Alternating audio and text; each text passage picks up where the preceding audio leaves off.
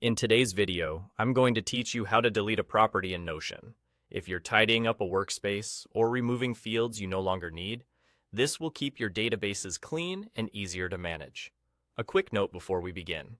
In Notion, a property is the field that holds information about each item in a database. Things like status, tags, dates, numbers, or checkboxes. Deleting a property removes that field and all of its values across the entire database, so make sure you truly don't need it anymore. Let's start with the database view. When you're looking at your database as a table, board, list, gallery, or calendar, locate the property you want to remove. In a table, that's the column header. In other views, you'll see the property name in the item card settings. Click the property name to open its menu, then select Delete Property. You'll see a confirmation so you can double-check your choice. Once you confirm, the property and all of its data are removed from every item in that database.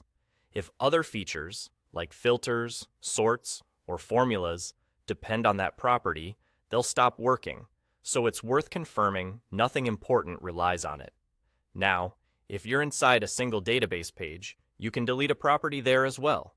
Open the item and scroll to the very top of the page.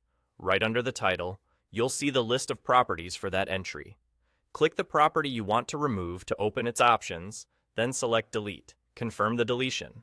Even though you're doing this from an individual page, remember that properties are shared across the same database, so deleting it here removes it for every item in that database. A couple of quick tips to keep in mind. Deleting a property is different from simply hiding it in a view. Hiding only changes what you see in that specific view. Deleting removes the property and its data entirely. If you're unsure, pause and make sure you won't need that information later.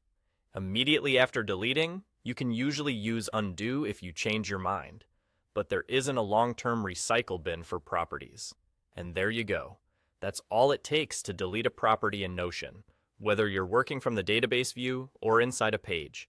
Keep your workspace lean by removing fields you don't use, and you'll find your databases easier to navigate and maintain.